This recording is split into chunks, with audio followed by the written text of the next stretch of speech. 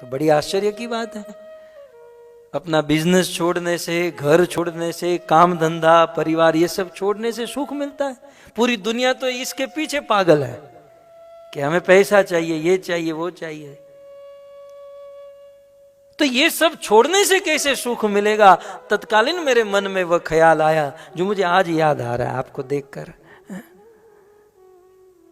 तब मैंने उसे इतना ही कहा कि देखो भाई, ये सुख जो है ना, ये बाहर से लेने की जरूरत नहीं है।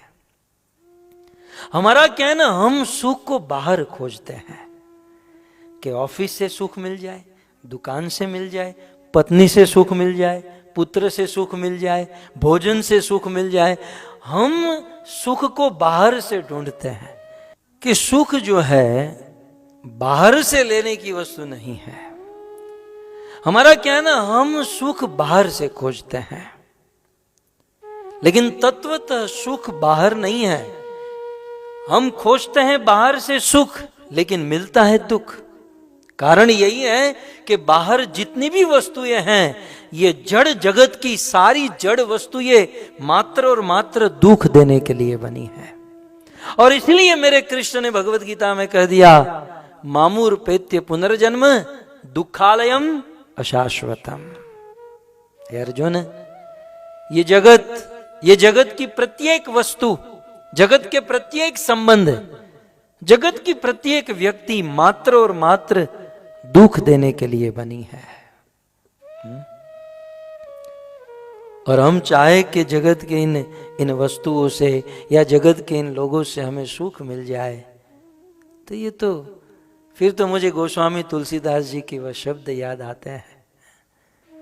गोस्वामी जी ने रामायण के पत्ते भर दिए। रामायण के अंत में कहा कि चाहे कछुए की पीठ पर बाल उग जाए, ये कभी हो सकता है?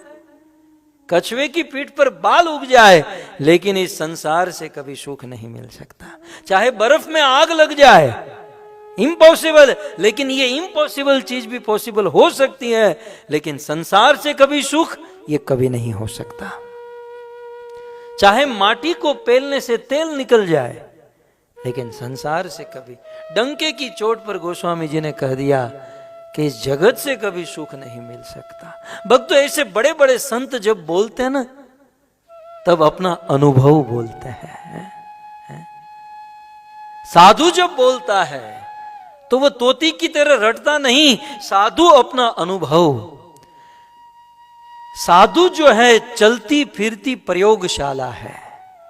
अपने प्रयोगशाला शू के भाई लेबोरेटरी। साधु चलता फिरता प्रयोगशाला है। शास्त्र के शब्दों में ताकत है, लेकिन वो शास्त्र के शब्द जब अनुभव में आ जाते हैं और फिर जब कोई संत कहता है तो वह दिल में घर कर जाते हैं, वह दिल को भेद देते हैं और जीवन परिवर्तन कर देते हैं।